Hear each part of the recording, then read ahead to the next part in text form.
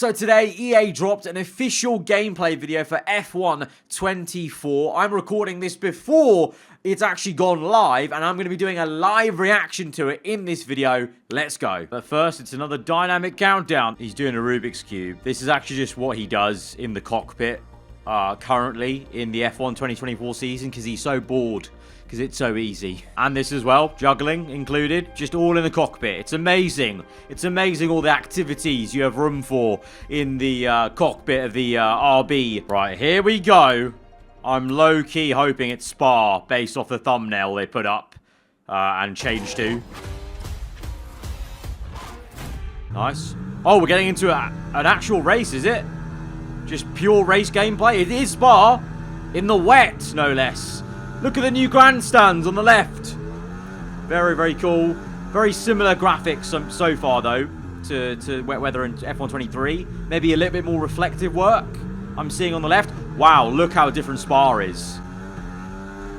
It's so different. Oh, it's so disconcerting not seeing the wall on the left anymore. But finally, after what, 10 plus years, we've got updated Spa. That entire first section, yeah, the vibe is so different. The run-in, the kind of, you know, the openness without the wall kind of changes your perception of the run-in to into a Rouge, for example. And then the whole rest of the circuit's also been redone, so you can see the width of the circuit has changed. The elevation there on the left, the curbing, that's definitely different. This feels a bit sharper into there. Also another extra grandstand that was on the left.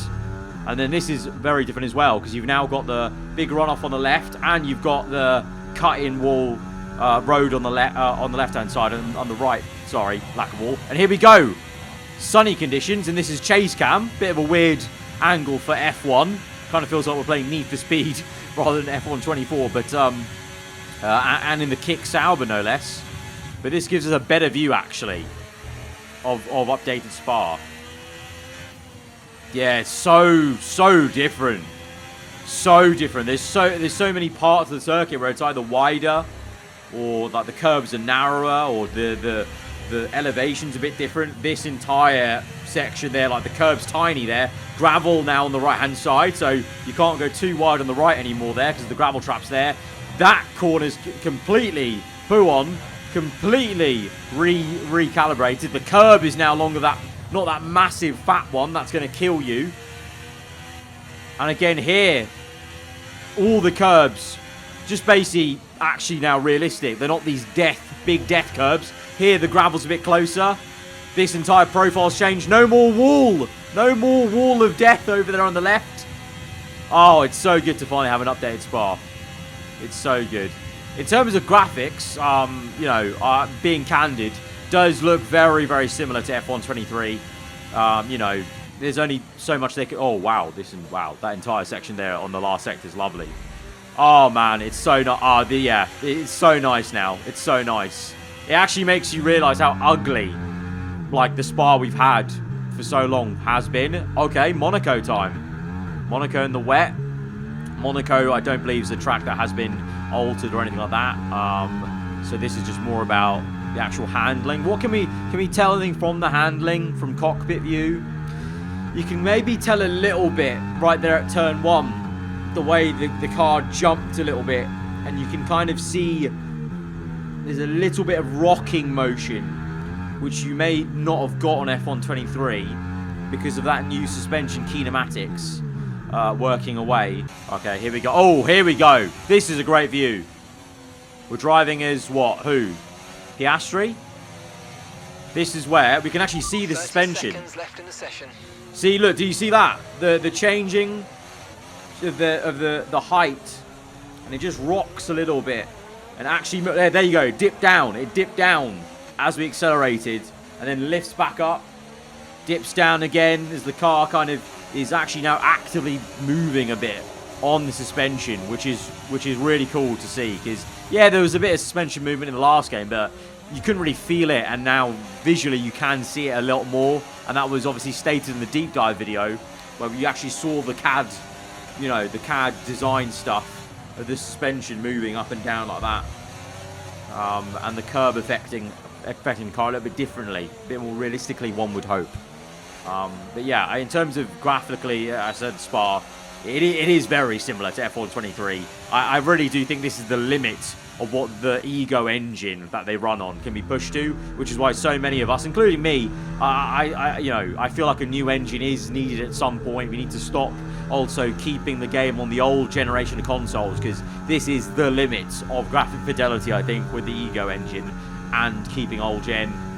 Silverstone has also been redone, and this is it. This is Silverstone redone. Already saw the Silverstone Museum. All these new buildings on the left-hand side, they're still being built in real life. So they've actually gone ahead and designed them finished here at Silverstone.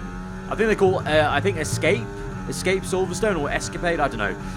Like some new structures there that you can actually watch the track from like a hotel room, basically. And Silverstone's also been reprofiled. So that things like the track width, certain, elevation changes and whatnot. Like, I think that's slightly wider, that entry there. The curb was definitely a bit different. Okay, here we go. T-cam. This is better. Oh, that's much wider. Now that's much wider at Village. Oh, you saw there the tyre on the bottom right there. On the exit of Magnus Beckett's, the tyre outside temperature raised a bit. So I think like previous F1 games, F1 2019, I think, 2020, we're going to see tyre temps. Look at that. Tyre temps are actually coming back and are going to matter again. Because the last two games, they've been nerfed quite a lot. Like the carcass temperature, the outside temperature, it hasn't played much of a factor. It used to. And then there was a lot of feedback it was overdone. That's the hope that's not overdone in F1 24. And here we are at Qatar, this is? Yeah, Qatar. So they've redone Qatar now. So on the left-hand side, you've got all new buildings. Quite a lot of new structures. And basically just more accurate to what Qatar is like in real life. Having obviously now run the Qatar Grand Prix in Formula 1. Yeah, a lot of new buildings. A lot of new trees as well. A lot of new buildings on the inside and outside. And then foliage. And the floodlights. There's a lot of them. Why is this giving me F1 2014 Bahrain vibes? There's so many floodlights. I mean, I guess in real life there are that many as well. It's a very well-lit circuit that it's seeing so many dotted about. It's giving me 2014 Bahrain vibes. And then we've got also, they're showing us on the bottom right, there's ERS Deploy None. So now in the session you can change it. So on the bottom right, they've gone from none to hot lap mode. So you're saving battery and then you deploy it all. And he's actually on overtake mode. Overtake at the start. Okay, so the meta, there might be a little meta of going overtake initially off corner exits, then go hot lap just to get that little bit of a boost out of the corner. And then definitely saving battery on the out lap and in lap. I thought I was going to understeer wide there for a sec, because the Alpine, we know how god awful the performance has been so far. Yeah, Qatar just feels a bit more. There's a bit more going on around the circuit. You can see, so it actually feels a bit more alive. Like now, if I compare it back in my mind to the old Qatar, very sparse compared to this version of Qatar. Obviously, the colours and stuff of the runoff areas also changed, so it just looks a bit better, a bit more colourful, a bit more vibrant stuff going on. And then a very long run to the actual timing line. Oh no, they've updated it, have they? The timing line used to be there on the old on F1 23, so they've updated it. And here we are at Shanghai. We just did the return to the Chinese Grand Prix in real life. Of course, we've had Shanghai in the game for a couple of years, obviously, as an extra circuit. Careful, the tyres have deteriorated significantly at this point. Okay, so this is mid-race. Tyre wear is quite high, lock up. So this is actually, we're getting gameplay of different scenarios going on here. So this is under heavy tyre wear, the end of a medium tyre stint. And how are we going to play this? We've not got too much battery here. We're on medium battery. The left front's cooked. The left front is absolutely cooked. That's going to be a problem around Shanghai, I can already tell. Oh, that's going to be a big problem versus AI in career mode. The front left gets an absolute beating in race conditions. Right, comes into the pits. And, oh my god, he's done a... yeah, well, whoever's driven this recreated the 07 moment, didn't they? And then this is the most useless onboard I've ever seen. Nose cam. Oh my god. filthy dive bomb from Lewis Hamilton. Good job. Absolutely Nice overtake. filthy. Oh, big lock up, goes wide. Actually, saw it. Okay, here we go. Chase cam, Ricardo. Oh, big tank slapper. I can't wait to see Lance Stroll rear end us. That's going to be a great bit of gameplay coming up. Oh, Hamilton's in the slipstream. We've not got a lot of battery here, so we're under pressure. We're under massive pressure from Hamilton down the inside. So far, this gameplay is just glazing Lewis Hamilton, to be honest. Ricardo, a little bit of oversteer. I want to see the onboard of the RB car, because this is one of the teams I'm considering for driver career mode to start off with, because as much as the name's a bit silly. Good start. Obviously, I'll learn a bit from today. And so yeah, we'll keep getting better, but not a bad first weekend. And that is the first glimpse of real driver radios. I was going to say, even though the RB car's got a very silly name, it's got a very pretty onboard. So I'm very much considering it as a career mode car, just for that reason alone for the first season. I just want to go back to Spa just to relive it a little bit, and just point out all the nice little details, all these extra grandstands here. Big amount of grass on the left-hand side for the run-in towards Rouge. Nice, you can see the rock face there. They've carved out that grandstand. Like, this run-in is just so nice now. It looks so much better. Obviously, elevation and stuff, they've also now changed a bit, so that's definitely a little bit different profile. This is the one you want to see there. Just pause it right there, just as it goes through the apex. There we go. Look at that. Lovely. Finally. And that's definitely turns more right, because obviously in real life they also reprofiled Rouge and Radion slightly to change it a tad. So yeah, everything that is now in Spa, like real life, is here in the game now. They've fully redone Spa, and they've fully redone Silverstone as well. I'm just looking through now to see if there's anything else they're trying to show us on like the right hand side, let's say, with the heads up display. So overtake. So yeah, look. So this, whoever's driving this, not for the first time here. This is in qualifying as well. They're hot lap mode, then they go overtake mode for a bit. Then they go hot lap, so you get that little burst of acceleration. Then you go hot lap mode. So and I'm sure there's going to be an even better meta that, like, let's say, like esports drivers will find out, and then we'll probably all end up using it of like a best way to use the ERS system. But there's now a lot more tactical play in the ERS there that we're seeing.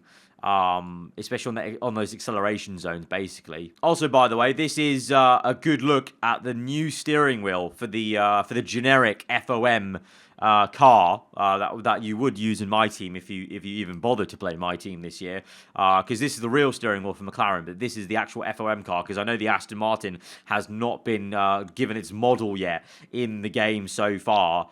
So a nice update to the steering wheel. Not that you'll probably see it a lot, to be fair, because I think if you're playing career mode, most of us now will be switching over to playing driver career mode once more. So yeah, overall my thoughts are it was a so-so gameplay video, that one. I really liked seeing the new Spa, obviously, in more detail. That was really great to actually know already from the get-go before we played the game that the vibe is going to be so different around there. And the same with Silverstone, you know, even though it's hard to pick out, you know, in my mind, comparison shots to the old Silverstone, you could tell a few of the corners been reprofiled, rejigged, as it were, and obviously the new buildings added on, just making it more realistic to what we have in real life at Silverstone. And the same with Qatar, that was good. What I will say is it was a bit odd that there was no developer or anyone talking over the gameplay. I get that a lot of people sometimes want to see raw gameplay, but when you've got raw gameplay and changes to like things like handling aren't as obvious visually and audibly, it's hard to really get a sense. Like visually,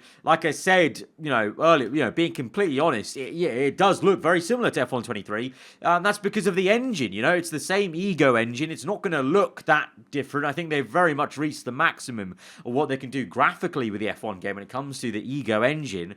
In terms of handling, you can't tell that visually. I tried to pick out some moments where you can maybe see some suspension change, but it would have been nice for someone to talk that through. And that's why I always maintain it's always better when once the creator hands-on actually comes through, so you can actually hear from us, from other creators, about what it actually feels to drive it with a wheel, with a controller, for example. Whereas this doesn't tell us very much. So really, this was more about seeing Spa and Silverstone Qatar, really, more than the actual handling, basically. But let me know what you guys made of that. If you did enjoy the video and me reacting to it nonetheless, then be sure to hit the like button. If you're new around here, then do get subscribed for weekly Formula 1 content. I'll see you guys next time. Goodbye.